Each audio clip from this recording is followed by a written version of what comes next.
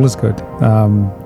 I think, we're doing well here. The project is coming together, Wander the Night Japan. It's actually blown my mind, the reception that we've received from it. I remember before we hit the launch button, we were both like, is this gonna actually succeed at all?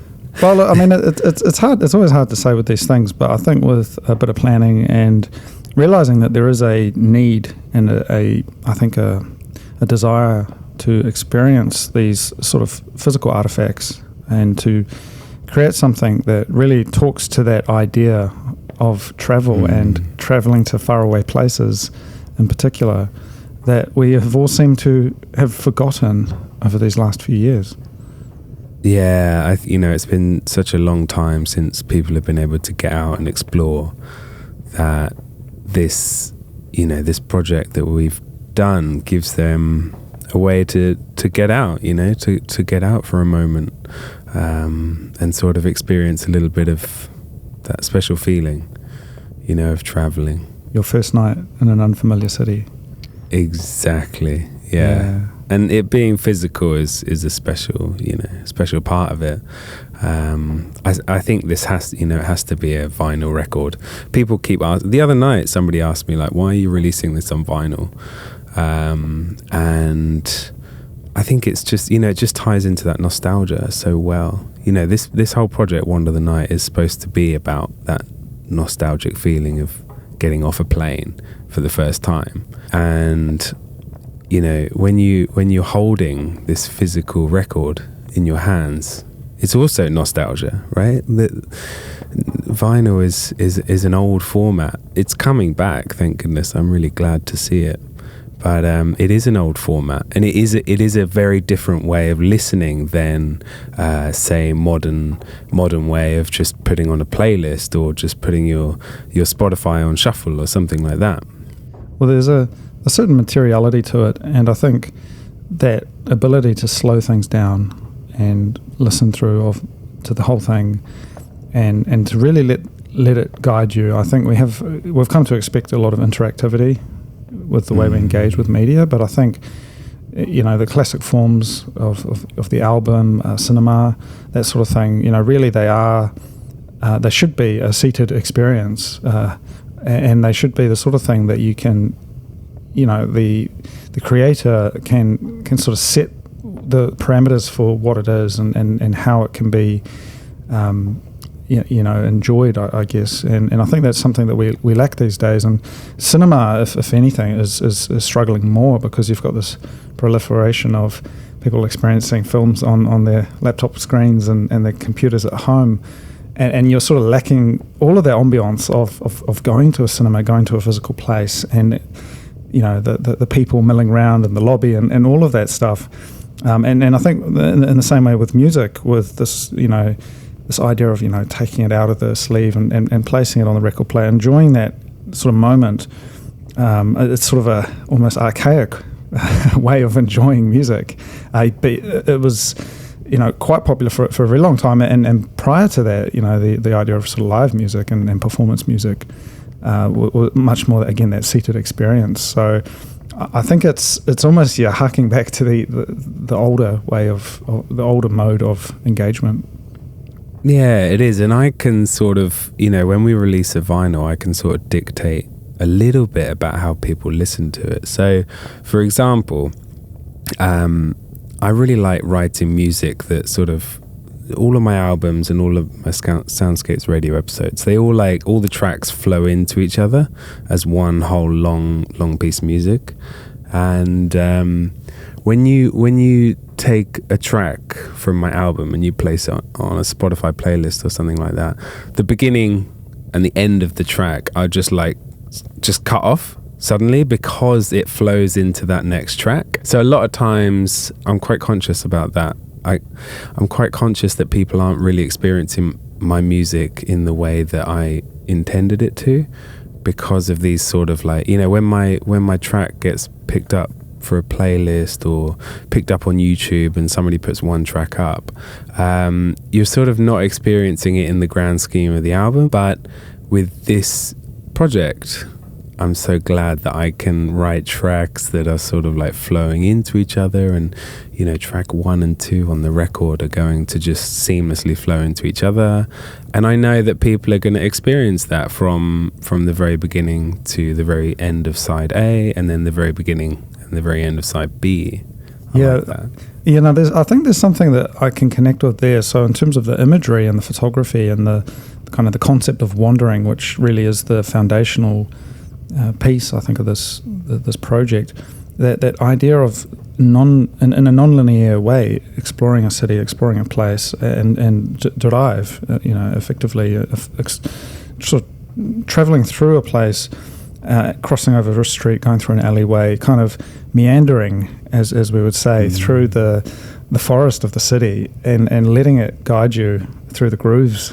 I mean, there's something very poetic about that, and I've often thought, in terms of my own work, that the idea of wandering, of derive, is very much like dragging the needle of a record player across the fabric of the city, and picking up each sound, each moment, each sort of little glimpse of life that thrives within these machines that we call cities, and which have come to inspire my work. You get so much inspiration from the city. It's kind of like an opposite. Do you know the Japanese phrase Shinrinyoku? What's that? Shinrinyoku means like forest bathing. And it's one of these terms that was like really hip and cool a couple of years ago, or even still now maybe. Forest bathing, you know, getting out of the city to go into the forest, like, you know, take your shoes off, wander through the forest, and sort of like de-stress from the rat race of, you know, modern life. But for you, it's almost like the opposite. You're city bathing. I like that. Or Shinrinyoku, I like it. No, I think, well, I mean, I grew up in the countryside, you see, and like for me, and for many years, the biggest city, the big smoke was, you know, somewhere like Wellington here in New Zealand. And it's really, I mean, in the scheme of things, it's a couple of 100,000 people. But I remember just being overwhelmed by it as a concept, you know, the verticality of it, the impossibility of a city built on a fault line and, you know, on the side of a harbour, almost falling into the ocean, very much like Hong Kong in many ways, sort of reclaimed from the harbour.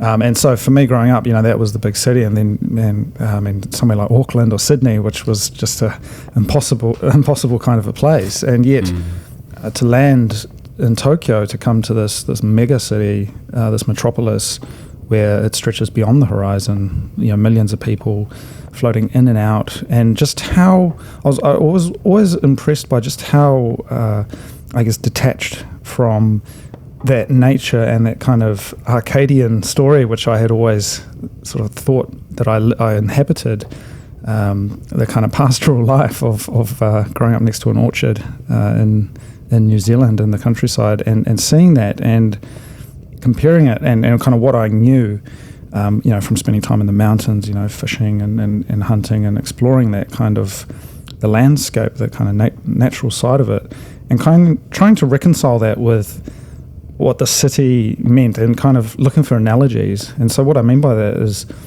you know, I would wander through, say, you know, the streets or the alleyways of Tokyo, and very much like, you know, when you go fishing in a river, in a backcountry river, and you sort of follow the river, the narrow river stream sort of upwards, and you sort of find your way. And sometimes there's an impasse, there's a place where you can't go, and you've got to kind of find your way through it.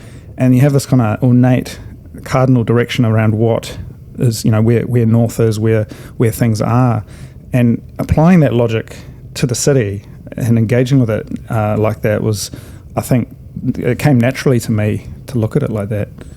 You feel most alive now when you're sort of like climbing around the rooftops of buildings in Tokyo and Wellington. Yeah, I mean, all sorts. I mean, it does sound strange, but I have often thought about that. You know, when I was growing up, we used to go out to the Kaweka Mountains, just between Hawke's Bay and Taupo here in New Zealand, and you know, we'd sort of go up there, and there was these massive kind of clay ridges and sort of where the land kind of came together, and you'd walk along the ridge line and it would sort of be crumbling away below you, and you think very much you make one foul step and you're sort of tumbling down the side of the mountain.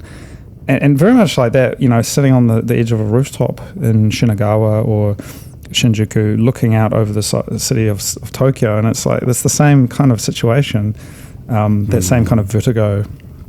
And I always remember, and there was a number of situations where I was just sort of sitting there looking out over it, and I guess just sort of gazing out at the immensity of it, in a way which, it's awe-inspiring, really. I don't know how else to describe it. To see this machine, the light, the glass, the steel, the concrete, everything rising up, and not so much just that, but on top of it, everything had been rebuilt. I think that the story of Tokyo, sort of the city that built itself up from the ashes of being destroyed many times and returning. You had the earthquakes and the war and the fire bombings and all of these things that had burnt it to the ground, and each time these layers of history had sort of been flattened and then built upon again, creating this kind of strata, very much like what you might see on the side of a cliff when it sort of cleaves off, and you can see where the different layers of sediment lie, the sort of history of the place. I love that you can see that. I don't think everyone else can see that. I think that's a very unique kind of thing. Well, I do see it, and I often think, there's this place, when you're travelling from my hometown in Hastings, you travel up the Napier Taupo Road, and there was a huge volcano there many years ago, thousands of years ago, in fact, and you can still see in certain areas where the land has sort of fallen away, and you can see the charred remains of trees that had fallen and just been completely destroyed by this huge volcano. I think it was, I can't quite remember, but they say it was recorded in as far away as China and Rome and stuff about 1,000 years ago. And this being able to see these kind of charcoal remains of trees, giant trees in the side of the mountain, 10-15 meters below where you would expect the top of that to be. For me, that's the same story. If you go to Tokyo, you go to East Tokyo, somewhere like Ryogoku, and you can see these little pocket parks where there was a fire bombing that happened in World War II and that sort of thing, and the whole blocks of town, small townships, and this small kind of communities burnt down, and nothing ever got built back there, and so there's these parks that sort of sprouted up in the ruins, I guess, and they're not really there for any real particular reason, except that what was there had been burnt away, and there was no one left to claim that land, and so the city, the city councils and that took the city wards turned that into a park, and you can see that there's one particular example, like in the Nihonbashi Bridge, just in the center of Tokyo there. And you can actually see where an incendiary bomb has actually left its mark on the stone of the bridge, which was built, before the war. And they've sort of just left it as it is, but you can still see that scorch mark, and you think, wow, that's quite an incredible connection to history. Did they put a little sign or plaque up or anything like that? It's pretty hard to wash that stuff away, but you can see it quite clearly. There's a few marks on that bridge, and it was really the only thing that remained in that particular location. It's a stone bridge, but everything around it was wood, and so no doubt it burnt to the ground, sadly. And but from that today, there's all these skyscrapers that have emerged around it in a way, taking over that land. Yeah.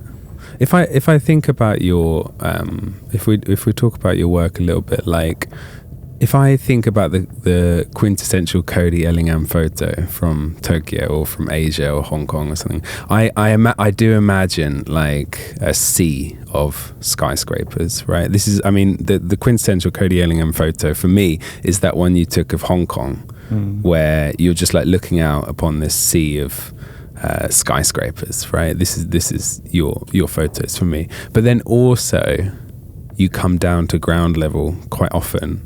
And like if we bring this to Wander the Night, this photo that you've taken here for the Tokyo track is so, and for the front of the album as well, this is the photo that we're using for the front of the record. This is so Japan, Like, can you tell us a little bit about this photo? Like, where is this? How did you capture this brilliant moment of pure Japan? Yeah, the vending machines. And certainly. I mean, just I guess zooming out a little bit and talking about that kind of ocean concept. I think at a higher level there is this, I guess, longing and connection with water and oceans and rivers that I think permeates a lot of my work. And I mean, I've often thought about that, but there's this kind of connection to ocean, and I mean, New Zealand is very much an island country, surrounded by ocean, and I've often thought about that, the kind of mode of looking out over a place. And there is actually a particular painting which I've often returned to, and which I very much for many years, decades in fact, has inspired me, and that's The Wanderer Above the Sea of Fog. By Caspar David Friedrich, and that's very much a romantic painting of this kind of lone figure standing out over this kind of landscape. And I think if you look at that painting and you look at the image of Hong Kong that I took, I think you can see the connection between those. Very much this romantic idea. And I've often talked about how I think romantic art, that movement from the 19th century, which really very much emerged as a kind of a response to the Industrial Revolution, I think, that kind of atomization of people, commodification of people. There was this kind of artistic movement that responded to that. And so I think just, regarding that side of it, there is this connection to that kind of awe for these great places that is very much inspires me. But drilling down into the detail and kind of the local kind of street level experience, which I think is the two scales of the work. That particular image of Tokyo, which I actually took after coming and seeing you one night. I think I biked out to your place. Oh yes, I remember. Yeah. I think I'm pretty sure that particular image I biked out to your cafe that you used to have out in East Tokyo there. Edogawa, yeah. And remember, we hung out for a bit that night, and then I think it might have been it was sort of inkling towards the rain was going to fall, and I think I made it out without getting wet. And then on the way back, I got soaked, but I had my camera with me, and I thought, well, I'm already soaked and wet, and I ended up going through a part of Tokyo I had never been before. And to be completely honest, I am usually very good at remembering my footsteps, and I could go back anywhere and retrace my steps, but this particular image, I would really have to go back and double check where that was, because I was on a bike. You move a lot faster, and you're able to just sort of travel across the land. And so when I'm walking, I remember every single step. But with the bicycle, it was a bit different. And so I was lugging around this tripod, all of this gear, and I sort of found this little place, and it was lightly spitting. I think it might have just sort of stopped for a moment. And everyone had sort of cleared out, and it was just this, there was these lights on, there was this street scene, and it was like that moment before an act in a play, where everyone's sort of disappeared and everyone's gone away for just a moment, yet you can still feel that there's the murmurs, the whispering, there's something still going on, something about to happen, or perhaps something has just happened. But there's that kind of silence and kind of stillness to it, which is what I was trying to capture.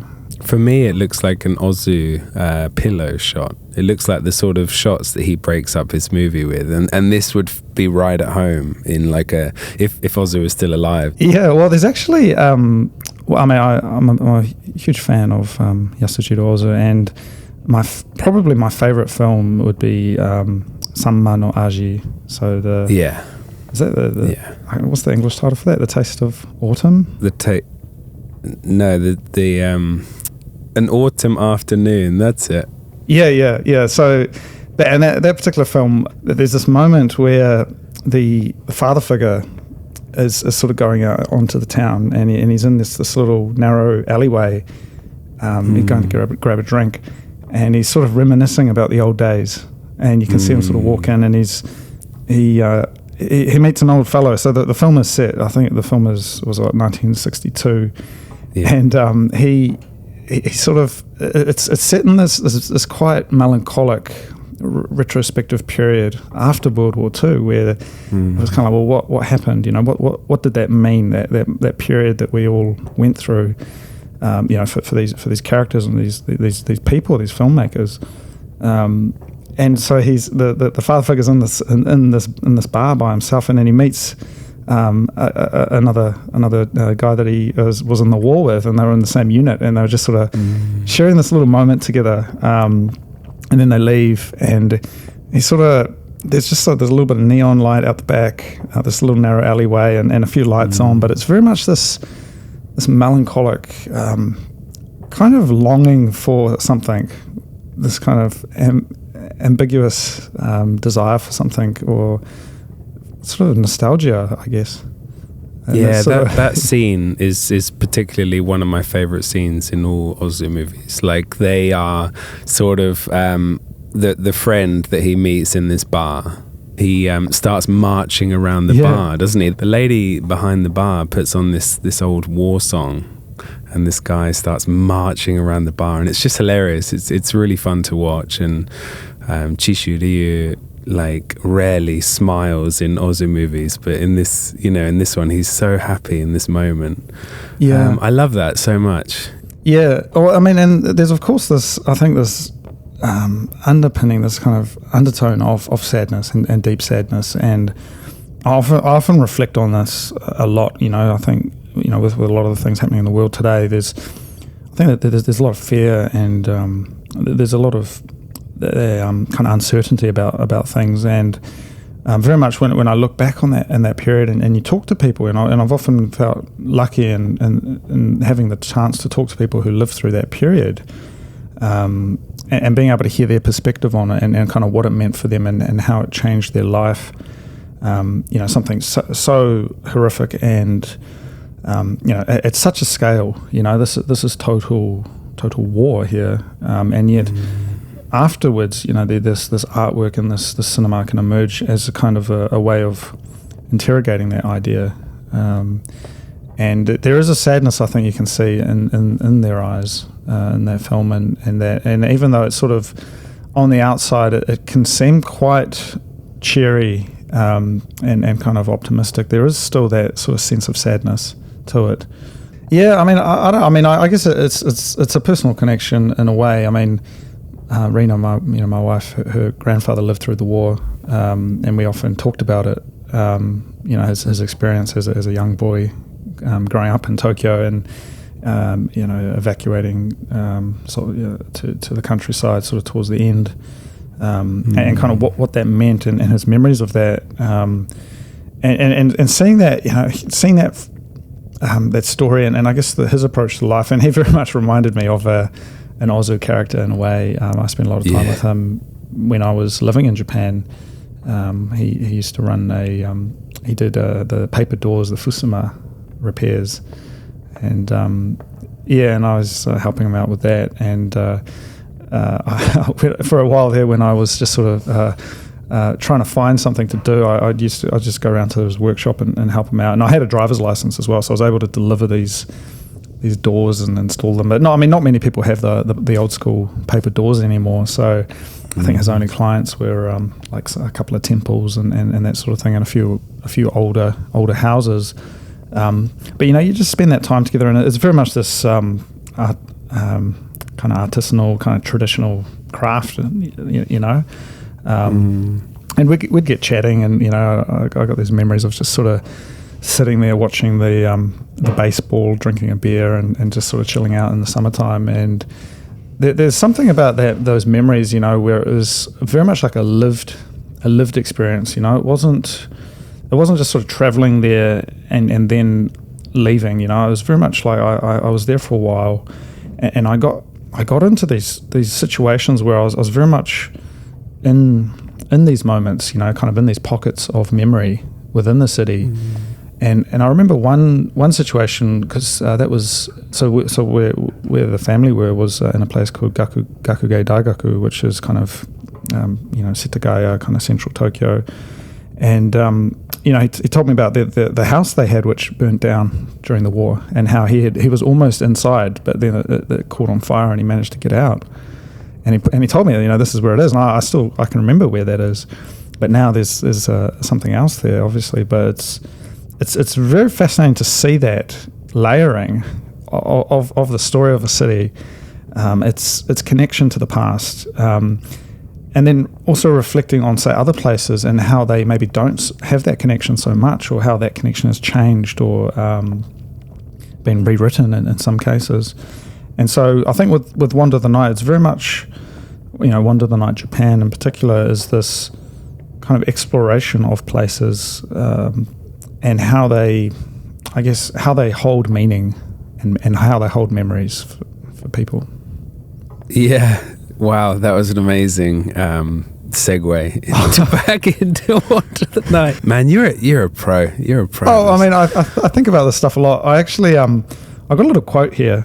So this is one of my favorite pieces of literature, reference books, actually. It's called The Classical Tradition. So we've got Greek and Roman influences on Western literature, Gilbert Highett. So it's a bit of a... That's a big book, buddy. It's a big book, but I was just reading this last night, and this is something that really stuck with me. So, all passes, art alone has immortality. The bust of stone outlives the stone city. Oof. And so, for me, what that means is, there's this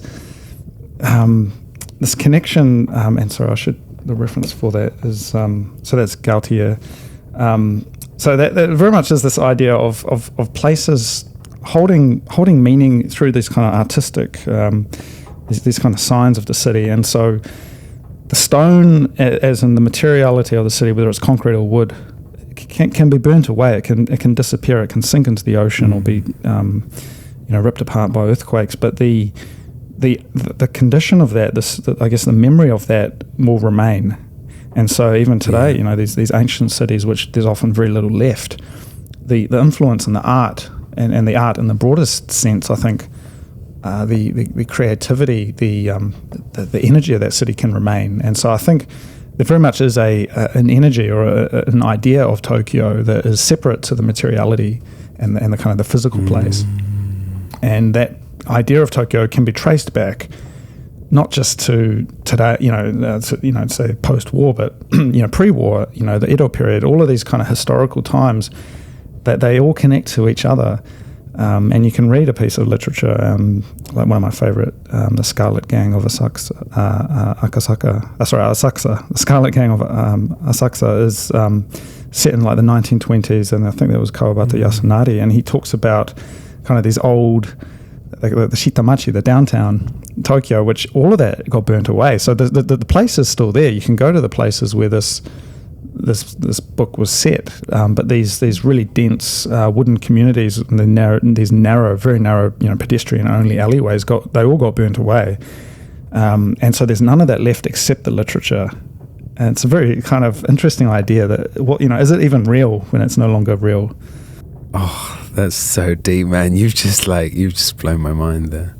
But that some of the shitamachi is still around. It's still there. Like if you go to Yanaka, and Yanaka is the big famous one in Tokyo, where shitamachi is still very much alive. It was spared the bombs, I guess. But yeah, I think if you're talking more like central Tokyo, right? Well, yeah. I mean, it used to be everywhere, and you can look at photos, maps of it, and there's these kind of quite powerful images where all you can see is like one or two concrete buildings standing. Everything else is just charred, and burnt to ash.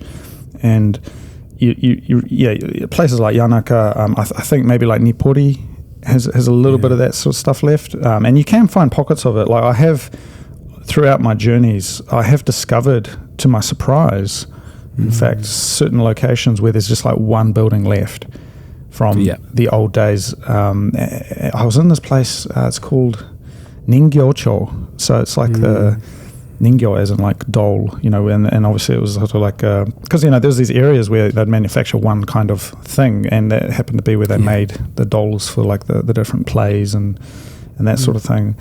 And I remember seeing there's just this one small block of buildings that were from that, I think probably from the early 20th, late 19th century.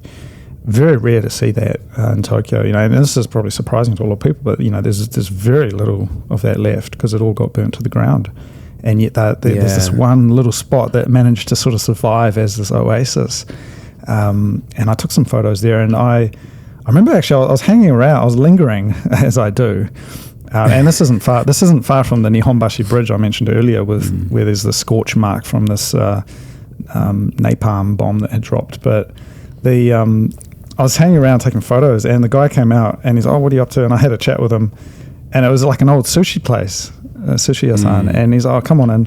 And they had just been packing up. It was probably like, I don't know, 11 o'clock at night, something like that. And they had packed up for the night, but they were still inside just, cleaning up. And he invited me in, and we just started chatting, and it was like this, it was straight out of an Ozu film. This ancient sushi place just in the middle of this, in this old building. And we started chatting, and he pointed to the route. There's a couple of photos up on, behind the counter there, and he, of course, he had his Honda Cub, parked inside his old motorcycle and that. And he had there was like some member of the royal family. It might have been the Kotaishi, like the emperor, the heir to the throne at that time. So the future Heiwa emperor at that time, and he'd come there to have some sushi, and it was like just this little place in the middle of nowhere, and you had this. The prince to the chrysanthemum throne coming in to have some sushi. And this sort of does remind me of Lost in Translation as well, quite a bit. You're sort of like lost in these alleyways, and you stumble into a sushi place and have a connection. I mean, I very much love that film, and I think there's this kind of balance, right? Because with Lost in Translation, I think there is that very much is, everything is new. It is completely unknown, and I do have a longing and a nostalgia for that feeling, and particularly even with other cities, traveling to other parts of the world, and it's like you turn up and it's the first night, right? And then balancing that also, I think, with the knowingness of, knowing a place and sort of having this historical connection to it, and kind of balancing those two. But yeah, I mean, I guess that's a little bit about my visual stuff, man. But I mean, really, it's the music that drives all of this, and I think that your ability to sort of elicit that sort of feeling of a place, that kind of mono no aware, I guess, for a place, and turn that into music. I mean, I'd love to hear a little bit more about that and how you're able to craft that. I think it all comes from talking to you and working with you so closely, and we often talk about like nostalgia, so I'm very aware of the sort of background to a lot of your photos and your images, and I've been on small walks with you before where you've just been like talking all night, and sort of like I'm soaking it all in, all this history of Derive, I guess. So I think when I look at your photos, there's another layer that I see that possibly other people don't see because of our collaboration, because of our connection. So the nostalgia that I experience when I'm writing my music, and the nostalgia that you experience when listening to it, that comes from your photos. I always write while looking at your work, especially for Wander the Night here. So you'll send me over the image of that Kyoto restaurant, or you'll send me the image of Yokohama or something, and I will write with that image brought up on a separate screen, quite large in my view. So that nostalgia that is in my tracks, it comes from a place of knowing the story behind Derive very well, because I've worked with you a lot, and also me trying to remember, like, going back to the first time that I stepped off a plane in Asia, very much like Bill Murray's experience in Lost in Translation, right? Like, that first night when he's getting the taxi through the city, that sort of like feeling of like soaking everything in, the noises, the smells, the atmosphere. I'm trying to channel that when I'm writing music and looking at your image. I'm trying to channel that feeling that I felt as I stepped off the plane in South Korea, and it was nighttime. And I highly recommend to everybody, like when you're traveling to a new city or a new place or a new continent even, arrive at night. It's very, very different from arriving like during the day. So when I arrived in South Korea, I arrived at night, and it was very late. Stepping off the airplane, the heat was really intense. The smells, the sounds, everything was completely different. I couldn't understand what anybody was saying. Couldn't understand any of the signs. Like I had a basic understanding of South Korean, right? Or sorry, Hangul, Korean language. So everything was new, everything was crazy. And then just getting back to the apartment that they'd sorted out for me, that my school had sorted out for me. And I just sat down. I remember just sitting down and just being like, because my apartment was on like the 15th floor of this giant building, absolutely like this giant 24 floors or something like that, like rising up into the South Korea, like Seoul, rising up into Seoul. And I just sat down on my bed, and I think I was looking out the window across Seoul, and I was just like, where am I? This is mental. You know, this is like the first time I've ever been outside Europe, basically. I mean, I'd been to America a little bit before, but it's just, you know, when you're young and going to America. Different universe, right? Yeah, it's completely different. Yeah. That feeling that I had inside me, I'm trying to channel when I'm writing music. Yeah, it's sort of a seed of something, and you know, you can kind of come back to it and kind of work on it, I guess. And I do respond to that. You know, I think often, and again, that's what I think makes this you know, Wander the Night Japan interesting, because it, you know, we both lived there for, you know, such a long time that it's both familiar and also unknown. And so I do often think of, you know, sort of the early days when it was all still quite new and overwhelming. I mean, what was your first night? So because you were in South Korea first, and then you were in Malaysia and in different places.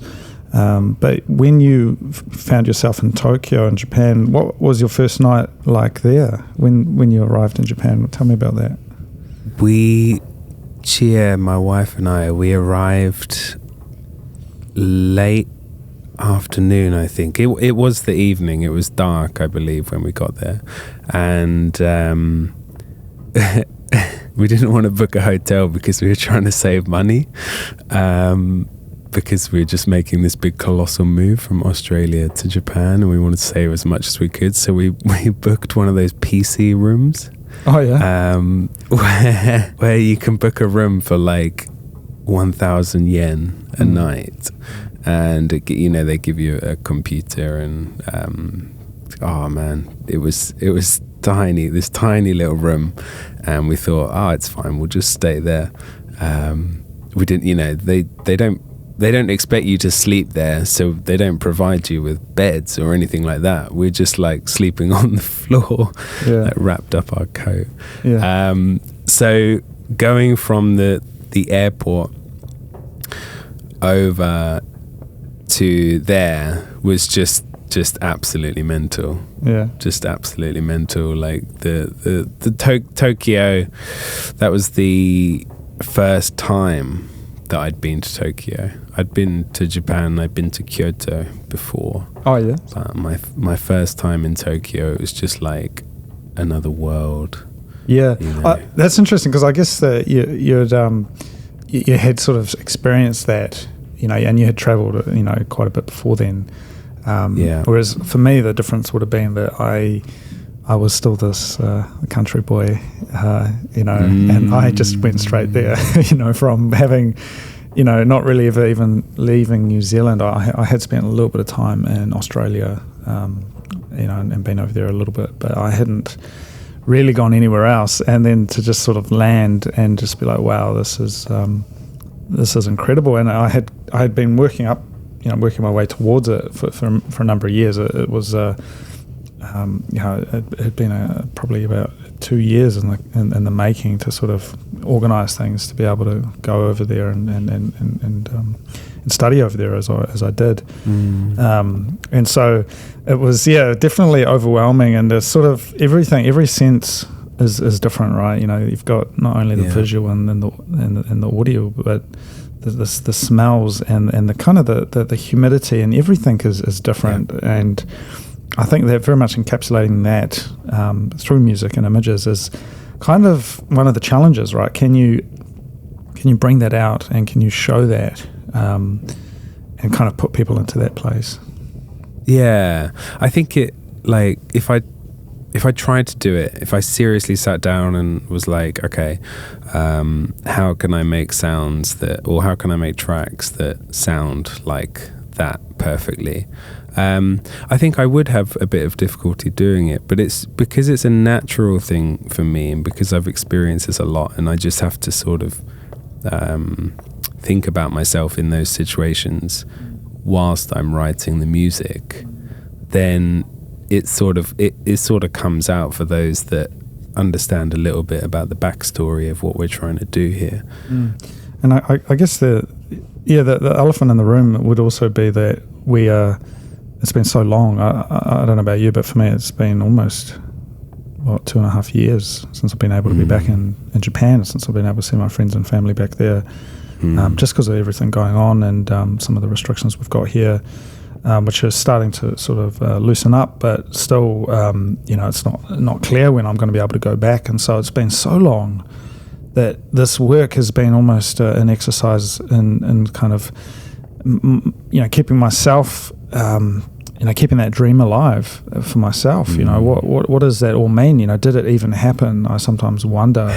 The sort of 5 or 6 years that just sort of disappeared away, and all I have for it is a stack of photos and a couple of short stories. But what did that mean? I've spent so much time back here in New Zealand trying to reconcile my own journey here, but dreaming of returning and of exploring these places again, and I guess seeing them with fresh eyes, because again, it had been so long that I'm sure that no doubt if I return, things will change, and perhaps some of these places won't exist anymore.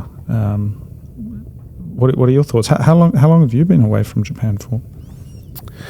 I left just after you, didn't I? So I guess it's been almost 1.5 years now. Yeah. And I feel the influences that I picked up in Japan are sort of like getting a bit hazy, getting a bit faded, and I feel really bad about that. I sort of want to go back to rekindle, that special feeling, just trying to be a bit more sort of thoughtful and Japanese about things, really. Yeah, well, I mean, it's hard, right? It's a different universe again, and often reflect on that.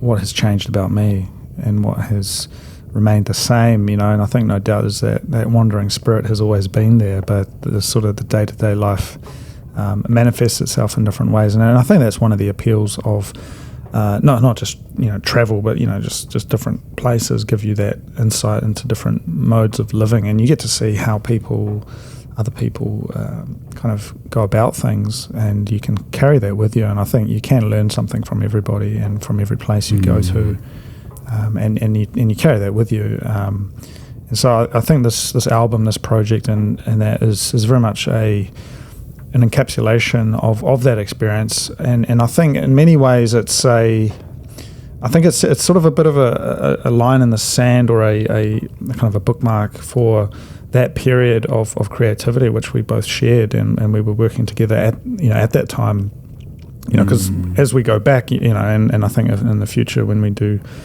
return and do more projects, I think they'll that kind of historical aspect of looking back at our early days, we've kind of done that, I think, with this work.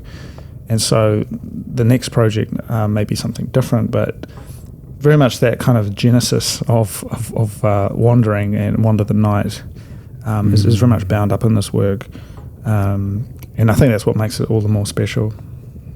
Yeah, I mean, this is the project where we can keep working together, even though we're so far apart. Yeah. You know, we're on opposite ends of the world, and when people ask me, "Oh, you have a podcast? What do you talk about? What do you do? What is it?" I simply say it's me and Cody who used to work together very closely, and we used to create work together all the time in Japan. And then it's our way, the podcast is our way of continuing that creative work together, even though we're 12 hours apart, literally 12 hours apart now. We're carrying on.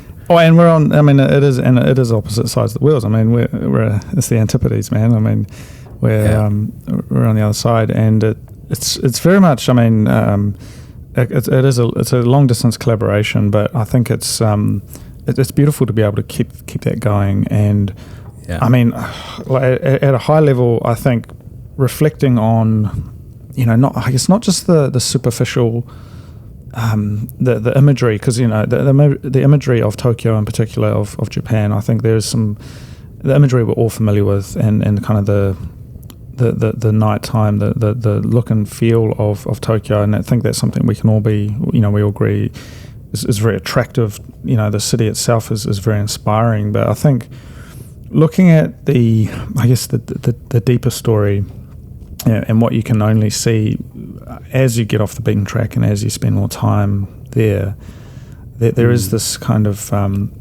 longing for what's around every corner. And I've carried that with me, even here back in New Zealand. I mean, I photograph New Zealand as if I was photographing Japan. I wander as if I was wandering Japan. And my work, because I'm creating work here, I'm exploring new ideas here, ideas around place and provenance and history and that sort of thing.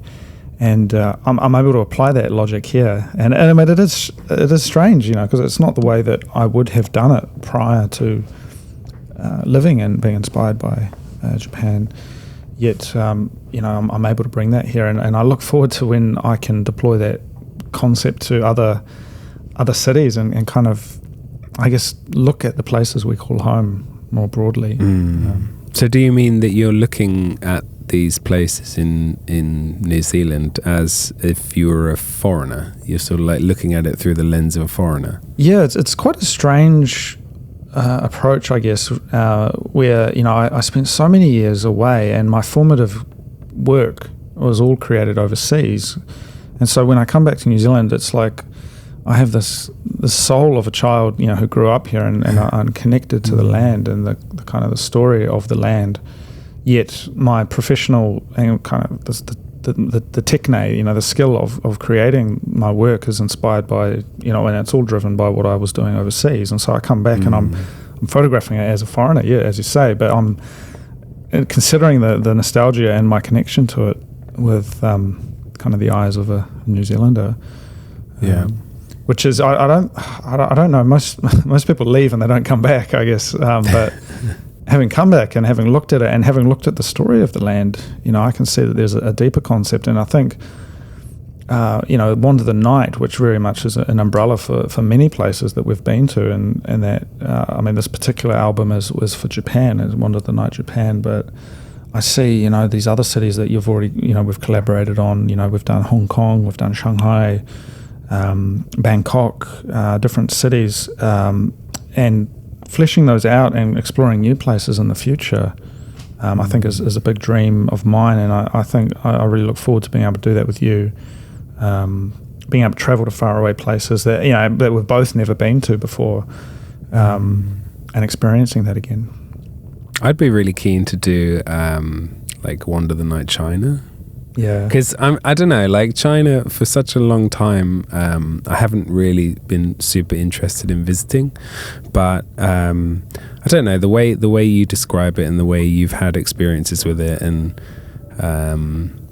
sort of the stories that you've told me from visiting Shanghai. I think it's time for me China changed my life, man. Yeah, so I mean, and this is interesting. So my first night in Tokyo and my first sort of, that initial period there, I reflect on say my first night in Shanghai, and how all of the techne and the skills that I developed to kind of capture that, I brought that to Shanghai, and it was like, honestly, I mean, it was life changing. Those couple of nights wandering in the rain of Jing'an and the Bund and taking photos of these beautiful buildings. And I mean, there's other parts of China. I mean, it's a huge place. I think there's a journey there for each city. I think there's journeys for other places.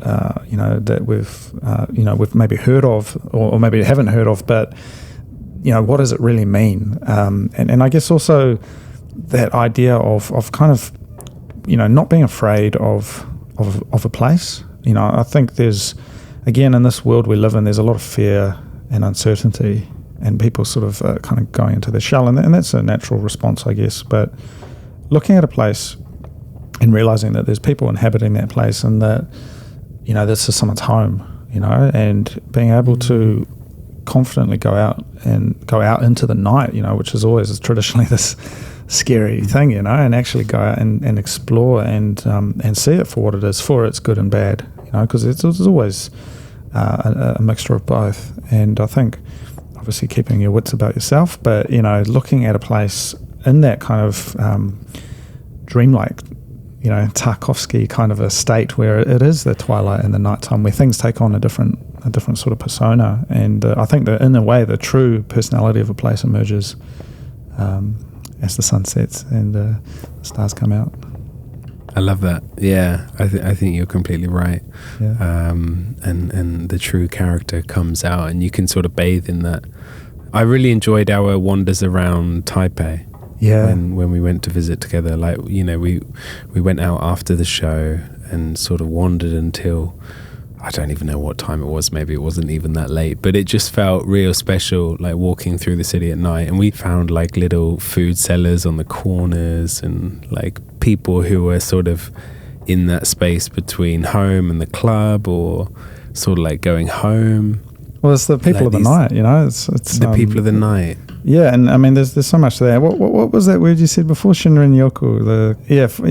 Bathing in the forest. Bathing in the city by night. By the light of the city. And I mean, again, it's a strange thing for me, because where I grew up, at 8:00 at night, it just goes pitch black. And there's no lights. There's not even street lights. But I mean, that's what it's about. It's that magical moment. And I think with this album, I'm very excited to work with you on this. I'm hoping that we can reach our stretch goal and create the.